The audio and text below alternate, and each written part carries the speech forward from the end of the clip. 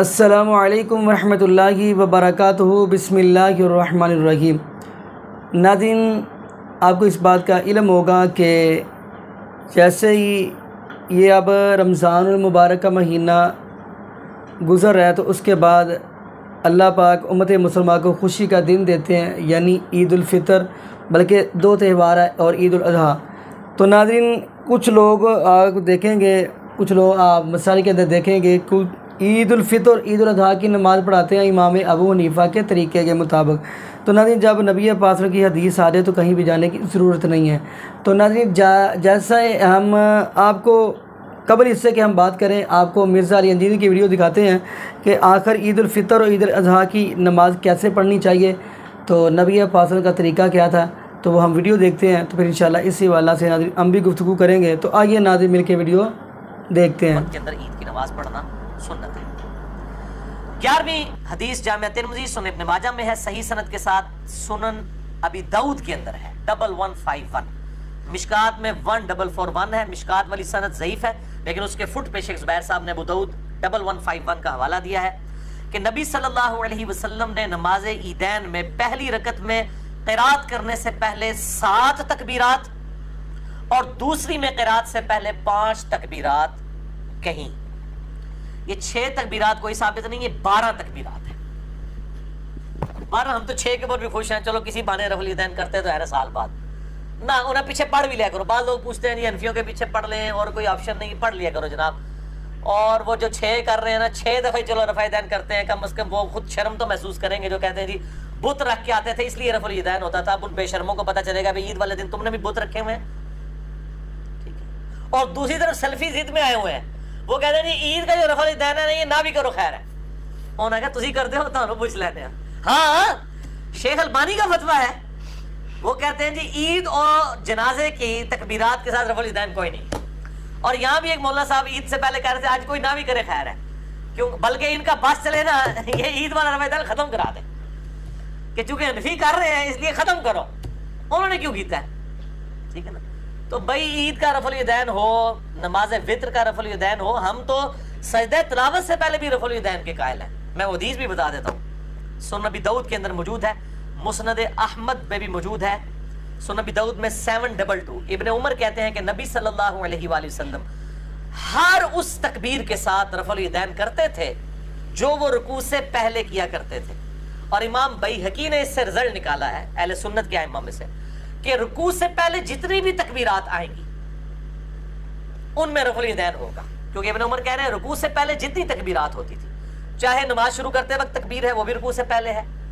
اسی طریقے سے جنازے میں تو رکوع ہوتا ہی نہیں ہے، وہ خود بخود قیام کی حالت میں تکبیرات ہیں۔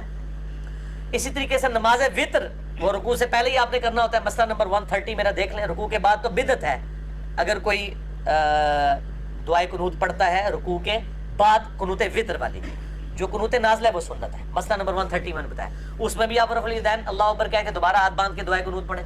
اسی طریقے سے سجدہ تلاوت کے بارے میں میرا مسئلہ نمبر 119 میں نے یہ بات بتائی تھی، اور مسئلہ 70B تو رفع الیدین پہ ایکسکلوسیو ہے میرا 2.5 گھنٹے کا، اس میں نے یہ بات بتائی تھی کہ سجدہ تلاوت سے پہلے بھی آپ اللہ اکبر کہہ کے رفع الیدین کریں گے اور پھر آپ ڈائریکٹ سجدے میں جائیں گے تراویح کی نماز میں۔ تو ہر وہ تکبیر جو رکوع سے پہلے ہوگی وہ رفع الیدین کے ساتھ ہوگی، یہ ابن عمر کا قول ہے۔ سنن ابی داؤد 722، مسند احمد کے اندر بھی موجود ہے۔ لہٰذا الحمدللہ ہم یہ تمام چیزوں پہ رفع الیدین کے قائل ہیں، اور یہ تو ہر رفع الیدین کے اوپر ہر انگلی کے اوپر نیکیاں ملتی ہیں۔ سنن طبرانی کے اندر موجود ہے ہر انگلی کے اوپر 10 نیکیاں ہیں جو رفع الیدین کرتا ہے۔ تو ہم بھائی قنوت وطر والا بھی کرتے ہیں، ہم کوئی سلفیوں والی ضد نہیں رکھتے کہ جی وطر میں کوئی نہیں ہے، اور وہاں پہ وہ دیکھیں ضد میں آ گئے وطر والا کوئی نہیں، کیونکہ وہ حنفی کر رہے ہیں۔ حنفیوں کو بھی شرم نہیں آتی ہے، وہ جناب وہ کہتے ہیں بت رکھ کے آتے ہیں، تو روزانہ یہ عشاء کی نماز میں بت رکھ کے آئے ہوتے ہیں سارے حنفی، اور عید کی نماز میں بت رکھ کے آئے ہوتے ہیں جو 6 زائد تکبیریں کہہ رہے ہوتے ہیں۔ اچھا، اگر کسی کی تکبیرات رہ جائیں، یعنی وہ پہلی رکعت میں بھول گئے تکبیرات کہنا امام، تو دوسری تکبیرات جو ہے وہ پہلی والی 7 اگلی میں رکعت میں کہہ لیں، اس میں بھی بھول گیا تو اس میں سجدہ صاحب کرنے کی ضرورت نہیں ہے۔ مین سٹرکچر نماز کی اپنی جگہ موجود ہے، یہ سنت ہے تکبیرات، واجب اور فرض نہیں ہے، تو نماز ہو جائے گی لیکن ثواب میں کمی آئے گی۔ اسی طریقے سے اگر ایک رکعت گزرنے کے بعد کوئی امام کے ساتھ آ کے ملتا ہے تو اب اس کی پہلی رکعت میں 7 تکبیرات رہ گئی نا، تو سلام پھیرنے کے بعد جو اپنی ایک علیحدہ رکعت پڑے گا تو اس میں وہ قرات سے پہلے وہ 7 تکبیرات پوری کرے، اس طرح جنازے میں بھی لوگ دیکھیں وہ آخری تکبیر میں بھی ملتے ہیں، امام کے ساتھ سلام پھیر دیتے ہیں. اگر آپ امام کے ساتھ دوسری یا تیسری تکبیر میں ملے ہیں تو ایک تکبیر آپ کی رہ گئی تھی، تو امام کے سلام پھیرنے کے بعد آپ اللہ اکبر کہہ کے وہ تکبیر پڑھیں جو آپ کی رہ گئی تھی. یعنی پہلی تکبیر کے بعد آپ نے سورہ فاتحہ پڑھنی ہوتی ہے، آپ دوسری میں شامل ہوئے دروشی والی میں، اور امام نے سلام پھیر دیا. ایک طرف سلام پھیرنا سنت ہے، نماز جنازہ پہ بھی انشاءاللہ میں قریب لیکچر ریکارڈ کروا دوں گا. تو امام جب ایک طرف سلام پھیر کے نماز جنازہ ختم کر دے تو آپ کی جو ایک تکبیر رہ گئی تھی وہ آپ بعد میں کہیں، پھر آپ اپنا سلام الگ سے پھیریں جس طرح عام نمازوں میں رکھتے رہ جاتی ہیں تو آپ کرتے ہیں، اپنی رکھتے پوری کرتے ہیں. عید میں بھی اس طرح کریں گے، جنازے میں بھی. عید کی نماز سنت ہے، موقدہ ہے، واجب نہیں ہے، اور یہ جماعت کے ساتھ، یہ اکیلے آپ نہیں پڑھ سکتے. اگر کسی کی رہ گئی تو ٹھیک ہے. بعض امام بخاری نے بھی ایک قول سا نقل کیا، وہ بے سند ہی ہے، کہ جس کی عید کی نماز رہ جائے تو وہ 2 نفل پڑھ لے اس کی جگہ. یہ امت نے اس کو ایکسیپٹ نہیں کیا. اجماع امت اسی کے اوپر ہے کہ نماز عید جو ہے وہ جماعت کے ساتھ ہے، اس کا ایکویلنٹ کوئی اور نماز نہیں. رہ گئی تو خیر ہے، جس کی فجر کی رہ گئی ہوئی ہے انہیں عید کی پڑھ کے کیا لینا ہے. اور عید کی نماز اگر کسی نے چھوڑ بھی دی ہے وہ گناہگار نہیں ہوگا، ایک فضیلت سے محروم رہا ہے کیونکہ وہ فرض و واجب نہیں ہے. اچھا، احناف جو ہیں وہ میں نے بتایا 6 تکبیریں کہتے ہیں، اور سنن ابی داؤد سے میں نے حدیث بیان کی ہے 1151 کہ آپ صلی اللہ علیہ وآلہ وسلم کے رات سے پہلے 7 تکبیرات پہلی رکعت میں کہتے ہیں، اور دوسری رکعت میں 5 تکبیرات کے رات سے پہلے کہتے ہیں. یعنی 2 رکعت عید کی نماز ہوگی، اس کا طریقہ بھی سن لیں. 2 رکعت نماز ہوگی، کوئی اقامت نہیں ہوگی، کوئی اذان نہیں ہوگی. ڈائریکٹ اللہ اکبر کہہ کر آپ اس نماز کو شروع کریں گے، اور پہلی رکعت کے اندر سورۃ الاعلیٰ پڑھنا اور دوسری میں سورۃ الغاشیہ پڑھنا سنت ہے. یہ صحیح مسلم میں موجود ہے، مشکات میں 840، اور صحیح مسلم میں یہ ایک اور حدیث ہے مشکات میں 841. وہ 840 تھی، مشکات میں یہ 841 ہے کہ عید الفطر اور عید الاضحیٰ میں سورہ قاف پارہ نمبر جو 26 میں ہے، اور سورۃ القمر پارہ نمبر 27 میں. یہ بھی آپ صلی اللہ علیہ وآلہ وسلم سے پڑھنا ثابت ہے. اور جمعہ میں تو ہمیشہ ہی سورۃ الاعلیٰ اور سورۃ الغاشیہ ہے، اور اس طریقے سے عیدین کی نمازوں میں بھی ایکویلنٹ موجود ہے. تو 2 رکعت نماز ہوگی، اللہ اکبر کہہ کر ہاتھ باندھے جائیں گے، ثنا پڑھی جائے گی، ثنا پڑھنے کے بعد پھر اللہ اکبر کہہ کر تکبیر کہی جائے گی، اور ہاتھ دونوں دوبارہ سے باندھ لیے جائیں گے. حنفی چھوڑ دیتے ہیں، اگر کوئی چھوڑ بھی دے خیر ہے، ہمارے نزدیک تو چھوڑنا باندھنا دونوں ہی ثابت ہے. ہم تو مطلقاً بھی چھوڑ کے نماز پڑھنے کے قائل ہیں. تو جو ہاتھ چھوڑ کے نماز پڑھ رہے وہ چھوڑ دیا کرے، جو باندھ کے پڑھ رہے وہ باندھ لیا کرے، دونوں کام کیے جا سکتے ہیں. پھر دوسری تکبیر کے بعد بھی اللہ اکبر، اور اس میں امام کو چاہیے اتنا لمبا اللہ اکبر نہ کہ وہ اتنا لمبا اللہ اکبر کہتے ہیں کہ مقتدی پہلے ہی اللہ اکبر کہہ دیتے ہیں. ان کی نماز اگر پہلی والی تکبیر تھی نا نماز شروع، وہ تو نماز شروع ہی نہیں ہوئی. تو مختصر اللہ اکبر پہلے والا ہونا چاہیے، اللہ اکبر، اللہ اتنا لمبا کہتے ہو پہلے ہی اللہ اکبر کہہ کے ہاتھ مان لیتے. تو پہلا اللہ اکبر تو ضرور چھوٹا کہا کریں تاکہ نماز شروع ہو جائے. بیچ والے آگے پیچھے بھی ہو جائے نماز ہو جائے گی، لیکن پہلے والا اگر امام سے پہلے ہو گیا نماز شروع ہی نہیں ہوگی. تو اللہ اکبر کہہ کے دوسری دفعہ اللہ اکبر کہہ کے ہاتھ باندھے. اس طرح 7 تکبیریں. اس کے بعد امام اعوذ باللہ من الشیطان الرجیم، بسم اللہ الرحمن الرحیم، سورۃ الفاتحہ، اس کے بعد سورہ الاعلیٰ پڑھے گا، اس کے بعد رکوع میں چلا جائے گا، اور پھر اسی طریقے سے نارمل نماز. پھر دوسری رکعت میں جب وہ کھڑا ہوگا تو کھڑا ہو کے سورہ فاتحہ کی قرات نہیں شروع کرے گا، بلکہ پہلے 5 تکبیرات وہ کہے گا، اللہ اکبر کہہ کے ہاتھ باندھے گا، پھر دوسری دفعہ، پھر تیسری دفعہ، چوتھی دفعہ، 5ویں دفعہ، اور پھر بسم اللہ کہہ کے سورۃ الفاتحہ، اور پھر ساتھ سورۃ الغاشیہ پڑھے گا. یا سورہ قاف اور سورۃ القمر بھی پڑھ سکتے ہیں، دونوں صحیح مسلم کے اندر موجود ہیں الحمدللہ. یہ نماز عیدین کا طریقہ ہے، اور عید الفطر اور عید الاضحیٰ دونوں کے لیے یہ طریقہ ہے. اور میں حیران کن بات آپ کو بتاؤں، بخاری مسلم میں حدیث موجود ہے، جب آل امیہ نے حضرت عثمان کے دور کے اندر یہ آپ کو پتہ ہے تکبیرات کی سنت چھوڑ دی تھی، وہ صرف پہلی تکبیر اونچی کہتے تھے، باقی آہستہ. یہ تو حضرت علی نے دوبارہ سنت جاری کی، بخاری مسلم میں آتا ہے. جنگ جمل کے بعد جب بصرہ کلیئر کروایا تو نماز پڑھائی مولا علی نے وہاں پر، تو عمران بن حسین نے تابعی کا ہاتھ پکڑ کے کہا مجھے علی نے وہ نماز پڑھائی ہے جو نبی صلی اللہ علیہ وآلہ وسلم پڑھایا کرتے تھے. آپ ہر اٹھک بیٹھک پہ اللہ اکبر کہتے تھے، اور رکوع سے اٹھ کر سمیع اللہ لمن حمیدہ ربنا لک الحمد کہتے تھے. یہ حضرت عثمان کے گورنروں نے ختم کر دی تھی یہ سنت، تو یہ زندہ کی حضرت علی نے اپنے دور کے اندر.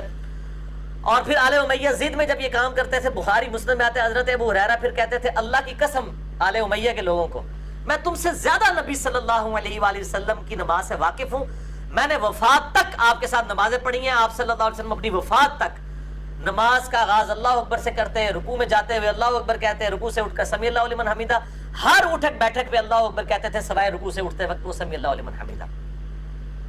اور اس میں الفاظ ہیں وہ اپنی وفات تک اس طرح نماز پڑھتے تھے.